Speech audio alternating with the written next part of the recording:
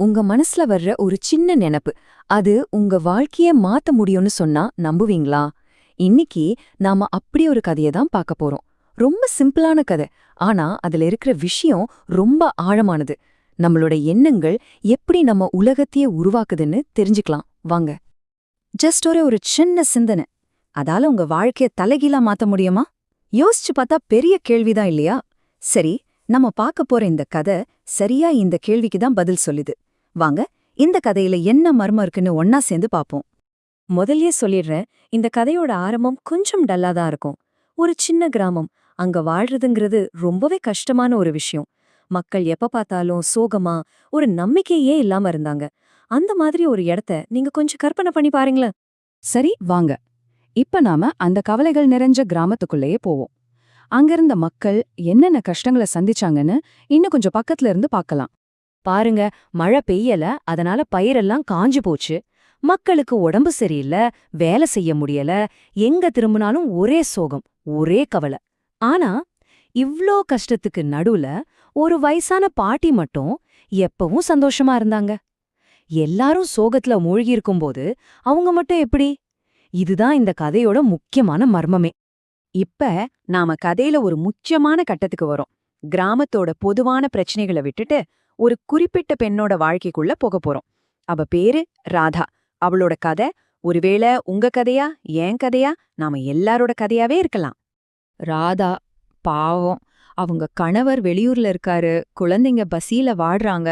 நாளைக்கு என்ன ஆகுமோங்கிற பயம் அவள ஒவ்வொரு நிமிஷமும் அரிச்சு தின்னுச்சு.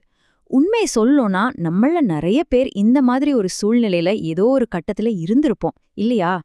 அவங்க மனசுக்குள்ள ஓடுற எண்ணங்களை கொஞ்சம் கேட்டு பாருங்க. ஐயோ, ஏதாவது கெட்டது நடந்துருமோ? என் வீட்டுக்காரருக்கு வேலை கிடைக்காம போயிட்டா என்ன பண்றது? ஒருவேளை அவர் எங்களை மறந்துட்டா? பாத்தீங்களா, இந்த என்ன ஆகுமோங்கிற பயம்தான் அவளோட நிம்மதியே கெடுத்துட்டு இருந்துச்சு. ஆனா ராதாவோட வாழ்க்கையில ஒரு திருப்புமுனை வரப்போகுது. நம்ம முன்னாடியே பார்த்த அந்த வயசான பாட்டி இருக்காங்கல்ல, அவங்க கிட்ட ஒரு ரகசியம் இருந்துச்சு. அந்த ரகசியம் ராதாவோட வாழ்க்கைய மட்டும் மாத்தல, நம்ம பார்வையும் மாத்தப் போகுது. இந்த ஸ்லைட நல்லா பாருங்க. இதுதான் இந்த கதையோட மையப்புள்ளியே. அந்த பாட்டியோட தத்துவம் இதுதான். இடது பக்கம் பாருங்க, நெகட்டிவ் எண்ணங்கள், அது உங்கள சங்கிலியால கட்டி போட்ட மாதிரி. இப்ப வலது பக்கம் பாருங்க, பாசிட்டிவ் எண்ணங்கள், அது உங்களுக்கு சிறகுகளை கொடுத்து பறக்க வைக்கிற மாதிரி. இது வெறும் வார்த்தைங்க இல்ல, நாம ஒவ்வொரு நாளும் எடுக்க வேண்டிய ஒரு முடிவு. சரி, இந்த பெரிய தத்துவத்தை ராதாக்கு எப்படி புரிய வைக்கிறது? அந்த பாட்டி ஒரு குட்டி கதை சொன்னாங்க, ஒரு ஏழை மனுஷனை பத்தின கதை. வாங்க அதையும் கேட்போம். அந்த ஏழை மனுஷன் கேட்ட கேள்வி ராதாவோட மனசுல இருந்த அதே கேள்விதான். என்கிட்ட தான் ஒண்ணுமே இல்லையே, நான் எப்படி சந்தோஷமா இருக்க முடியும்? யோசிச்சு பார்த்தா இந்த கேள்வி நம்ம எல்லாருக்குள்ளேயும் எப்பவாவது ஒரு தடவையாச்சும் வந்திருக்கோம் இல்ல? அந்த கதையில கிடைச்ச பதில் ரொம்ப சிம்பிள், ஆனா ரொம்ப பவர்ஃபுல். உன்கிட்ட என்ன இல்லைன்னு யோசிச்சுட்டே இருந்தா எப்பவும் சோகமா தான் இருப்ப. ஆனா உன்கிட்ட என்ன இருக்குன்னு யோசிக்க ஆரம்பிச்சா மனசுல அமைதி கிடைக்கும். இது முழுக்க முழுக்க நம்மளோட பார்வையை பொறுத்தது. நம்ம கவனம் எங்க இருக்குங்கிறது தான் மேட்டர். சரி, தத்துவம் எல்லாம் கேட்க நல்லா இருக்கு, ஆனா இதை எப்படி வாழ்க்கையில பயன்படுத்துறது? அதுக்குதான் அந்த பாட்டி ராதாவுக்கு ஒரு சிம்பிளான பிராக்டிஸ் சொல்லி கொடுத்தாங்க. இது வெறும் யோசனை மட்டும் இல்ல, நாம செய்ய வேண்டிய ஒரு செயல். அந்த 4 ஸ்டெப்ஸ பாருங்க, ரொம்ப சிம்பிள். 1, ஒவ்வொரு நாள் காலையிலயும் எழுந்திரிக்கும் போது அது ஒரு புது வாய்ப்புன்னு நினைச்சுக்கோங்க. 2, உங்களுக்கு நீங்களே சொல்லிக்கோங்க, இன்னைக்கு நாள் நல்லா இருக்கும். இது உங்க மூட செட் பண்ணும்.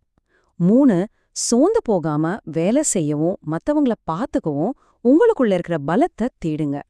4, இதுதான் முக்கியம், பயத்தோட செயல்படாதீங்க, நம்பிக்கையோட செயல்படுங்க. பாத்தீங்களா, இது ஒரு முழுமையான மனமாற்றம். ராதாக்கு அந்த பாட்டி மேல ஒரு நம்பிக்கை வந்துச்சு. அவங்க சொன்னத அப்படியே ஃபாலோ பண்ண ஆரம்பிச்சா.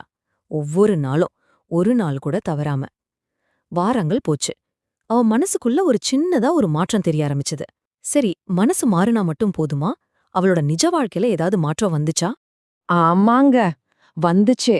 ஒரு நாள் ஒரு லெட்டர் வருது, அவங்க கணவர்கிட்ட இருந்துதான். அவருக்கு சிட்டில நல்ல வேலை கிடைச்சிருச்சுன்னு பணமும் அனுப்ப ஆரம்பிச்சுட்டாரு. இப்ப சொல்லுங்க, இது வெறும் தற்செயலா நடந்ததா, இல்ல அவளோட அந்த புது பாசிட்டிவ் மனநிலையோட விளைவா? ஆனா கதை இதோட முடியல. ராதா கிட்ட ஆரம்பிச்ச அந்த நம்பிக்கை ஒரு சின்ன அலை மாதிரி மெதுவா அந்த கிராமம் முழுக்க பரவ ஆரம்பிச்சது. ராதாவை பார்த்த மத்த கிராமத்து மக்களுக்கு ஒரே ஆச்சரியம், இவ எப்படி இப்படி மாறினான்னு. அவங்களும் அந்த வயதான பாட்டிய தேடி போனாங்க. அவங்க சொன்ன அறிவுரைய கேட்டாங்க. மெதுவா ஆனா உறுதியா அந்த முழு கிராமத்தோட மனநிலையே மாறுச்சு. ஒரு காலத்துல கவலைகள் நிறைஞ்சிருந்த கிராமம் இப்ப நம்பிக்கையோட வெளிச்சத்துல ஜொலிக்குது. கடைசியா அந்த பாட்டி சொன்ன ஒரு முக்கியமான விஷயத்த கேளுங்க. நாம எப்ப பாசிட்டிவா யோசிக்கிறோமோ அப்ப நல்ல விஷயங்களை நம்ம வாழ்க்கைக்குள்ள கூப்பிடுறோம். இதுக்கு அர்த்தம் பிரச்சனையே வராதுன்னு இல்ல, கண்டிப்பா வரும். ஆனா நம்பிக்கையோட இருக்கிற ஒரு மனசு எப்பேற்பட்ட புயலையும் தாங்கி நிக்கிற சக்தி கொண்டது. சரி, இப்ப இந்த கேள்வி உங்ககிட்ட தான். இந்த கதையோட மொத்த சாராம்சமே என்னன்னா, மாற்றம் உங்களுக்குள்ள இருந்து தான் தொடங்கணும். நீங்க நாளைக்கு காலையில கண் முழிக்கும்போது உங்க நாளை தொடங்க போற அந்த ஒரு நல்ல சிந்தனை என்னவா இருக்கும் யோசிச்சு பாருங்க. ஒரே ஒரு சின்ன பாசிட்டிவ் நினைப்பு உங்க வாழ்க்கையில ஒரு பெரிய மாற்றத்துக்கு விதையா இருக்கலாம்.